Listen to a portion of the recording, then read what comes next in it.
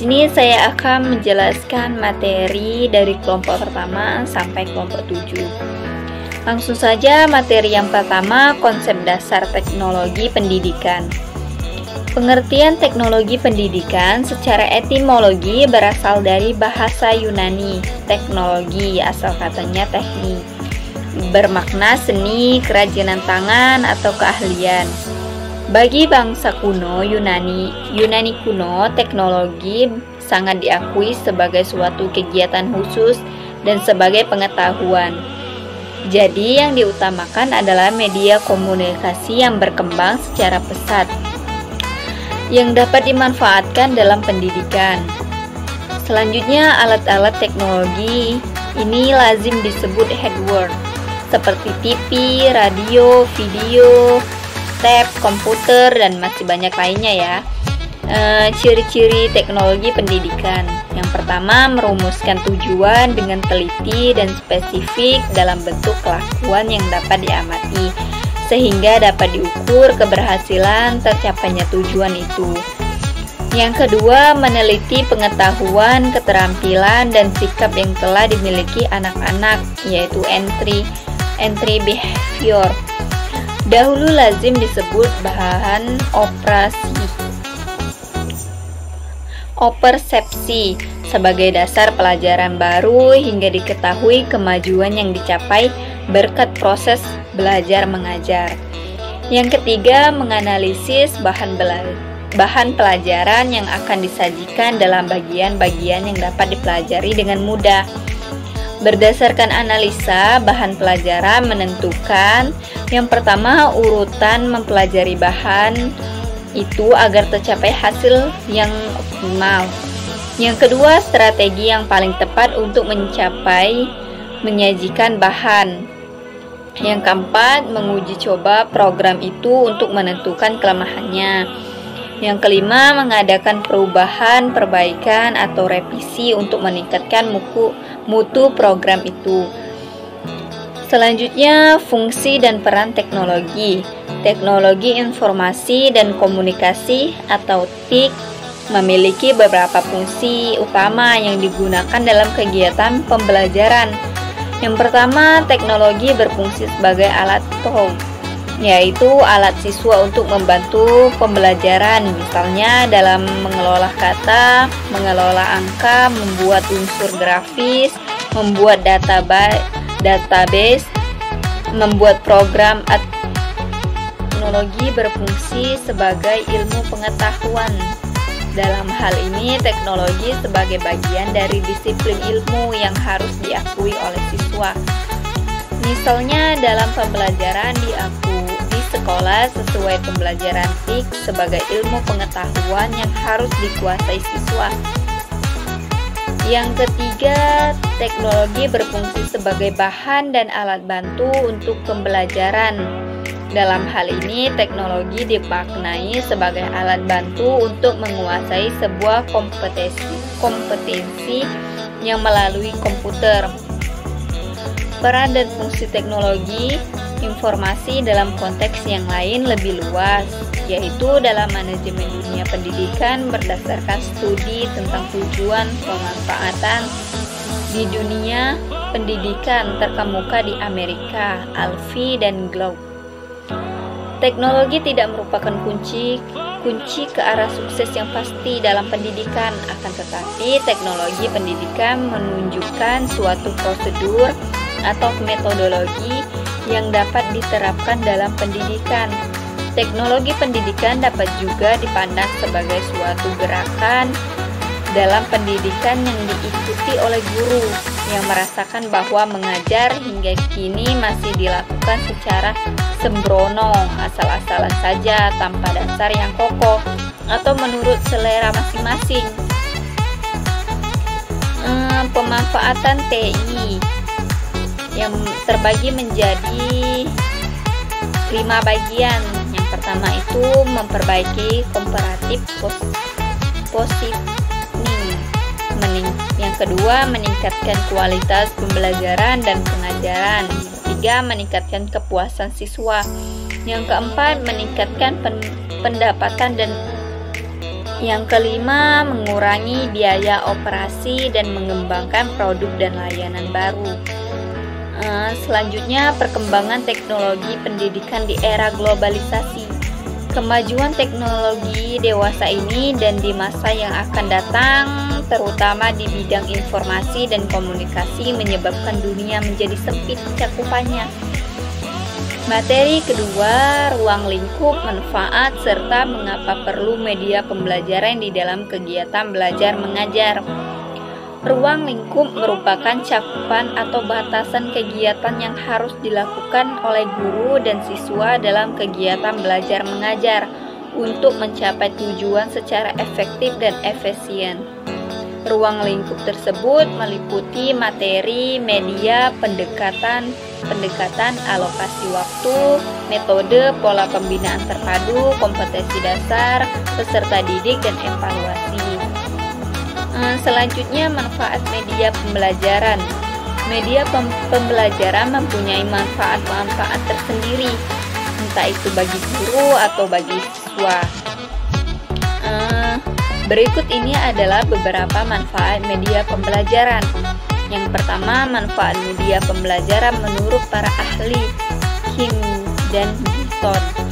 Yang pertama, penyelenggaraan penyampaian materi pelajaran. Yang kedua, proses belajar mengajar menjadi lebih menarik, jelas, dan interaktif. Yang ketiga, efisiensi waktu dan tenaga.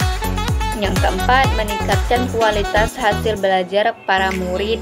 Yang kelima, memungkinkan kegiatan mengajar yang fleksibel atau dapat dilakukan di mana saja. Yang keenam, menumbuhkan sikap positif siswa. Selanjutnya, manfaat media pembelajaran bagi guru. Memudahkan guru dalam menjelaskan materi yang rumit. Metode pembelajaran yang digunakan bisa lebih bervariasi. Efisiensi dalam penggunaan waktu dan tenaga. Dapat lebih mudah memfokuskan perhatian murid pada materi yang sedang dipelajari. Menata suasana kelas agar lebih hidup dan interaktif, membuat siswa menjadi lebih aktif di kelas dan tidak mudah merasa bosan di kelas. Tercapainya tujuan kegiatan belajar mengajar secara efektif. Selanjutnya, manfaat media pembelajaran bagi siswa. Bisa lebih memahami materi yang disampaikan pengajar, pembelajaran lebih menyenangkan dan mudah dimengerti, kualitas belajar siswa meningkat, proses belajar dapat dilakukan di mana saja, mendukung pembelajaran mandiri atau otodidak. Pentingnya media pembelajaran di dalam kegiatan belajar. Saat ini, seorang guru memiliki akses yang luas untuk mendapat informasi tentang apa saja termasuk media pembelajaran. Komunikasi dapat dilakukan dengan mudah dan menjangkau banyak tempat. Bahkan tidak ada lagi batas antar kelas, antar sekolah, bahkan antar negara. Untuk dapat mengetahui proses belajar mengajar di suatu negara, seorang guru dapat mempelajarinya melalui internet. Ada banyak informasi yang tersedia seperti di website, jurnal, dan video. Selanjutnya, materi yang ketiga, konsep, fungsi, prinsip, dan ciri media pembelajaran. Konsep media pembelajaran, kata media merupakan bentuk jamak dari medium, yang secara harfiah berarti perantara atau pengantar. Beberapa ahli memberikan definisi tentang media pembelajaran. Scrum mengemukakan bahwa media pembelajaran adalah teknologi pembawa pesan yang dapat dimanfaatkan untuk keperluan pembelajaran secara khusus. Kata tersebut dapat diartikan sebagai alat komunikasi yang digunakan untuk membawa informasi dari suatu sumber kepada penerima. Yang pertama, menurut Garlick dan Ellie, media apabila dipahami secara garis besar adalah manusia, materi atau kejadian yang membangun kondisi yang membuat siswa mampu memperoleh pengetahuan, keterampilan, atau sikap. Sehingga guru, buku, teks, dan lingkungan sekolah merupakan media. Selanjutnya, media pembelajaran sebagai alat bantu dalam pembelajaran. Tentunya kita tahu bahwa setiap materi ajar memiliki tingkat kesungkaran yang bervariasi. Media pembelajaran, prinsip pokok yang harus diperhatikan dalam penggunaan media pada setiap kegiatan belajar mengajar adalah bahwa media digunakan untuk diarahkan, untuk mempermudah siswa belajar dalam upaya memahami materi pelajaran. Selanjutnya, materi yang keempat, teknologi sebagai sebuah pendekatan dalam problem pendidikan. Pengertian teknologi pendidikan. Istilah teknologi berasal dari bahasa Yunani teknologis. Teknik berarti seni, keahlian atau sains, dan logos berarti ilmu. Teknologi menurut Guy Fried dapat diartikan sebagai penerapan sistematik dari pengetahuan ilmiah atau terorganisasikan dalam hal-hal yang praktis. Teknologi pendidikan dalam arti sempit merupakan media pendidikan, yaitu hasil teknologi sebagai alat bantu dalam pendidikan agar berhasil, guna, efisien, dan efektif. Teknologi yaitu kajian dan praktik untuk membantu proses belajar dan meningkatkan kinerja dengan membuat, menggunakan, dan mengelola proses dan sumber teknologi yang memadai. Klasifikasi problem pendidikan. Ada beberapa klasifikasi problem pendidikan. Yang pertama, masalah fundamental. Artinya dari kesatuan sistem itu adalah suatu cara yang disusun secara makro dari tingkat perencanaan hingga implementasinya ke arah tujuan pendidikan yang diharapkan. Dari sinilah tergambar bagaimana sesungguhnya pendidikan itu sendiri melahirkan anak didik yang cerdas dan bermoral, adalah suatu kemestian cerdas, berkualitas, dan akhlakul karimah. Itulah sesungguhnya arah pendidikan anak bangsa. Yang kedua, masalah anggaran pendidikan. Anggaran pendidikan mempunyai peran penting untuk bisa tercapainya cita-cita atau tujuan pendidikan. Anggaran pendidikan sangat berpengaruh dalam proses penyelenggaraan pendidikan yang berkualitas dan bermoral, dan termaksud juga profesionalisme guru selama dituntut untuk berhikmat secara sempurna dalam melahirkan anak-anak berkualitas. Dengan rendahnya anggaran pendidikan membuat penghargaan pahlawan tanpa jasa, tanda jasa itu menjadi rendah. Yang ketiga, masalah kompetensi guru. Persoalan guru memang tak hanya menyangkut dengan kesejahteraannya, tetapi juga mengenai kompetensi secara guru yang akan membawa dampak terhadap hasil proses pendidikan. Yang keempat, masalah sarana dan prasarana pendidikan. Lemahnya mutu pendidikan di negara Indonesia juga didasari oleh kurangnya sarana dan prasarana. Persoalan buku umpamaannya yaitu yang akhir ini menjadi beban bagi siswa atau pelajar, sehingga siswa susah mendapatkan buku-buku. Tidak hanya buku yang jadi persoalan pendidikan, sekarang masih banyak yang lain. Misalnya laboratorium. Tidak semua sekolah mempunyai sarana laboratorium yang memadai. Yang kelima, pengelolaan dan efisiensi solusi terhadap problem pendidikan. Selanjutnya, materi yang kelima, komunikasi dalam pendidikan. Pengertian teknologi komunikasi. Teknologi dalam bahasa Inggrisnya teknologi dan berasal dari bahasa Yunani teknologia yang berarti perlakuan sistematis. Sementara secara etimologis, kata teknologi berasal dari dua suku kata, yakni tekno yang berarti teknik, seni, dan atau keterampilan, dan logos yang berarti ilmu. Dengan demikian, yang dimaksud dengan teknologi adalah ilmu tentang seni atau keterampilan. Menurut Kamus Besar Bahasa Indonesia, kata teknologi mengandung sejumlah makna, yakni Yang pertama, metode ilmiah untuk mencapai tujuan praktis ilmu pengetahuan terapan.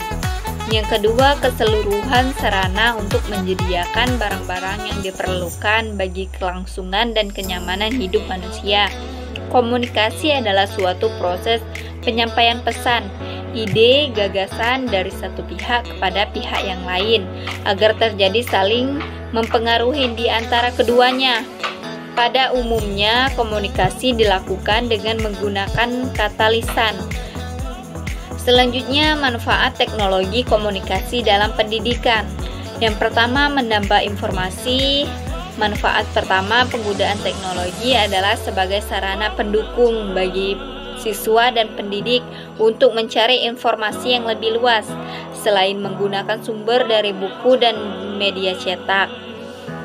Yang kedua, meningkatkan kemampuan belajar. Hal ini terjadi karena informasi yang ada di internet lebih update, sehingga para siswa bisa dengan mudah mengakses informasi-informasi baru yang diperlukan di bawah pengawasan guru.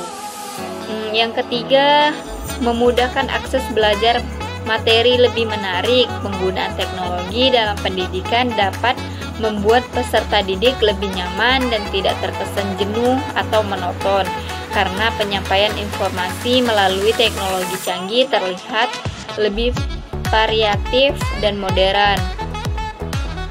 Selanjutnya, meningkatkan minat belajar, informasi dan pengetahuan yang lebih lengkap serta akses yang mudah didapatkan, siswa lebih minat dalam melaksanakan pembelajaran. Yang selanjutnya, materi yang keenam, media pendidikan dalam proses pembelajaran. Pengertian media pendidikan berasal dari bahasa Latin dan merupakan bentuk jamak dari kata medium. Secara harfiah, media memiliki perantara atau pengantar. A section for education and communication technology mendefinisikan media yaitu segala bentuk yang diperlukan untuk suatu proses penyaluran informasi. Perkembangan media pendidikan. Pada mulanya, media hanya dianggap sebagai alat bantu mengajar guru, teaching aids. Alat bantu yang dipakai adalah visual, misalnya gambar, model, objek, dan alat-alat lainnya yang dapat memberikan pengalaman yang konkret, motivasi belajar, serta mempertinggi daya serap dan referensi belajar siswa. Namun sayangnya karena terlalu memusatkan perhatian pada alat bantu visual yang dipakai orang, kurang memperhatikan aspek desain, pengembangan pembelajaran, produksi, dan evaluasinya. Fungsi dan manfaat media dalam pembelajaran. Dalam proses pembelajaran, media memiliki fungsi sebagai membawa informasi dari sumber guru menuju penerima atau siswa. Penggunaan sebuah media dalam pembelajaran pasti bukan asal-asalan, namun memiliki hal tertentu yang ingin dicapai. Media berfungsi secara khusus untuk membantu seorang guru atau sumber penyalur pesan guna mencapai target-target tertentu dalam sebuah pembelajaran. Pada mulanya, media hanya berfungsi sebagai alat visual dalam kegiatan belajar mengajar, yaitu hanya sekedar sebuah saran yang dapat memberikan pengalaman visual kepada anak didik. Selanjutnya, proses belajar mengajar sebagai proses komunikasi. Proses belajar mengajar pada hakikatnya adalah proses komunikasi, yaitu proses penyampaian pesan dari sumber pesan melalui saluran atau media tertentu ke penerima pesan. Pesan sumber media dan penerima pesan adalah komponen-komponen proses komunikasi. Pesan yang akan dikomunikasikan adalah isi ajaran atau didikan yang ada dalam kurikulum. Selanjutnya, materi yang ketujuh, kriteria penggunaan media pendidikan. Pengertian media pendidikan adalah beberapa tafsiran tentang pengertian media pendidikan, sebagaimana orang menyatakan bahwa media pendidikan menunjuk pada perlengkapan yang memiliki bagian-bagian yang rumit, seperti yang diungkapkan oleh Marcel. Marcel berpendapat bahwa media adalah suatu ekstensi manusia yang memungkinkannya mempengaruhi orang lain yang tidak mengadakan kontak langsung dengan dia. Selanjutnya, pola penggunaan media pembelajaran. Secara umum, pola penggunaan media pembelajaran dikelompokkan menjadi dua, yaitu pola penggunaan di dalam kelas dan pola penggunaan di luar kelas. Selanjutnya, langkah-langkah penggunaan media pembelajaran. Media pembelajaran yang telah dipilih agar dapat digunakan secara efektif dan efisien perlu menempuh langkah-langkah secara sistematis. Ada tiga langkah yang pokok yang dapat dilakukan, yaitu persiapan atau pelaksanaan, penyajian, dan tindak lanjut. Yang pertama, persiapan. Maksudnya kegiatan dari seorang tenaga pengajar yang akan mengajar dengan menggunakan media pembelajaran. Kegiatan-kegiatan yang dapat dilakukan tenaga pengajar pada langkah persiapan. Selanjutnya, mempelajari buku petunjuk atau bahan penyerta yang telah disediakan. Yang kedua, menyiapkan dan mengatur peralatan yang akan digunakan agar dalam pelaksanaannya nanti tidak terburu-buru dan mencari lagi, serta peserta didik dapat melihat dan mendengarkan dengan baik. Pentingnya pemilihan media pembelajaran dalam hubungan dengan pentingnya penggunaan media, maka dapat disimpulkan bahwa pentingnya pemilihan media, yakni sebagai perhatian siswa terhadap pengajar sudah berkurang akibat kebosanan mendengarkan guru. Bahan pengajaran siswa yang dijelaskan guru kurang dipahami siswa. Guru tidak bergairah untuk menjelaskan bahan pengajaran melalui penuturan kata-kata akibat kelelahan dalam mengajar. Yang selanjutnya, alat untuk memperjelas bahan pengajaran pada saat guru menyampaikan pelajaran. Selanjutnya, alat untuk mengangkat atau menimbulkan persoalan untuk dikaji lebih lanjut dan dipecahkan oleh siswa dalam proses pembelajaran. Sumber belajar bagi siswa sehingga banyak membantu siswa dalam penyelesaian tugas dan belajar. Baiklah, itu saja yang dapat saya sampaikan.